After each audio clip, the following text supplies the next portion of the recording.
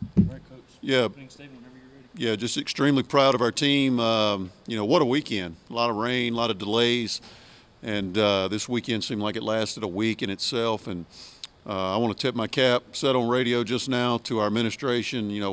Gerald Jordan, Wyatt Olson. There's so many people that had to make decisions that are tough. You want to do your due diligence by the fans. They pay their money to come out, watch us play, and you want to do right by both teams, all the student athletes, and you don't want to get anybody injured. And you take the information you got, and you make your best call and the best decision you can make. It's a lot easier when you're on the road and you're dealing with weather. You don't have to worry about it.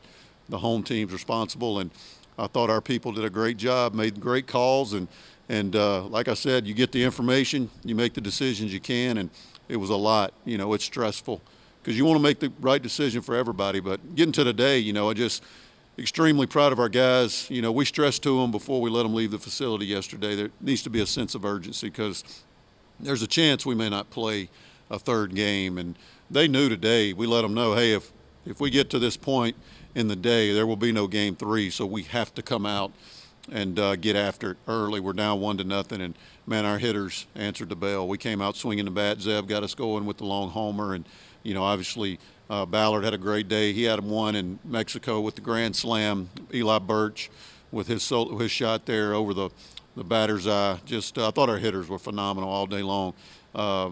We knew the north wind was going to come in with the cold weather after the storm, and when that happens here, the Love Shack plays extremely small. They got two themselves, and they can really hit, and they got a lot of power. So no lead we felt was really safe. And can't say enough about Luke Nichols for coming out, giving us a good start. And then I'm gonna be honest with you. I was looking at my watch. I don't like doing that, but you got to manage the whole game. And once it got to the point there was going to be no game 3, we went with Brooks. We had to go with our best bullet out of the bullpen, and he was the guy that gave us the best chance. And we brought him in, and he was good. He was fantastic. Just threw up 4 or 5 zeros, and obviously hooks come in at the end and nailed it down for us. He was extremely good, and hats off to our hitters for extending the lead because, like I said, the wind's blowing out, and you can get one out of here easy today. So, yeah, proud of our guys. When you're dealing with 18 to 23-year-olds, they can be knuckleheads sometimes, and their minds can wander, and they're in, they're out, they're in, or are you going to be ready to play? And I think the scoreboard speaks for itself. Our guys are ready to go. So it was pretty. Technically, Luke Nichols came in relief, but it was pretty much a makeshift start for him. You just kind of helped him out with his mentality and maybe try and get him back into a starting role at some point. Well, look, that's something we've talked about, Drew, is does he go back to the rotation? Look, man, he's been so good out of the pen. I mean, think about how many innings that guy gobbles up in the course of a week. And I don't think right now we need to move him back to the rotation just for the mere fact that he's been so good out of the bullpen.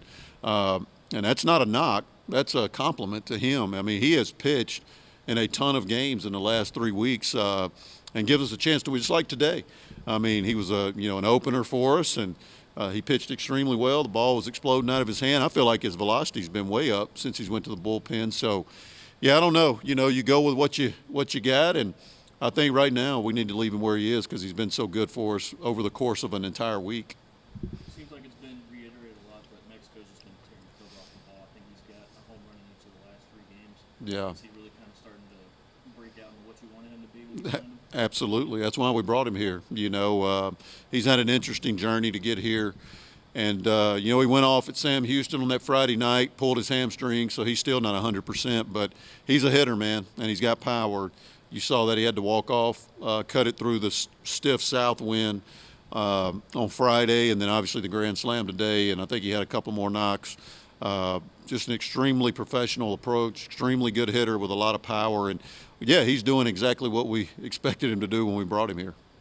Do you think the vibe of the team is kind of – I mentioned you remember you saying this last week is once they're doing good, you kind of just leave them alone, let them do their thing. You're going to have that same kind of approach this week with ULL and hitting the road from Middle Tennessee? Yeah, we won't change anything. Look, our guys are playing good. I think that was our 20th win, and we're sitting at the top of the league in a really good league. And I hadn't seen scores today, but, we had 2 games this week, and this weekend, and we won them. 3-1 on a 4-game week. Our guys are playing good, and you just kind of get out of their way, man. You make out the lineup, let them do their thing, and they're in a good place right now. And that's one part of being a coach. You got to feel and have a pulse for your team And when they're rolling and they're in a good place, they don't need you getting in their way. So yeah, I like the vibe and how we're playing. And I hate we couldn't get Game 3 in, but it's like I just told Mark. Look, we had 2 games this weekend and we won them both. We can't control the weather. We can't control things that are outside of our control. So you play the games that are in front of you. We did that this week, and we went 3-1. We'll take that every week. You'll be in good shape when the season ends. Was Dax coming in for Halsey just to get some extra speed in the lineup? More from a defensive standpoint. Remember, Trey's still nursing the sprained ankle. They brought the lefty in multiple times today. We have 3 lefties stacked with Drost, Halsey, and Safford. And it was 2 things, twofold. We needed to get Trey out of there. We wanted, because he's not moving great. Not that he's not a good defender, he just ain't moving great. It was a close game, and I really wanted to see a right-handed bat to kind of mess up what they had been doing. And Thaxton deserved an at bat. I mean, he's been swinging it really good, but it was more of a thinking forward to the next inning and a defensive replacement, just because Trey is still not 100%, not moving great.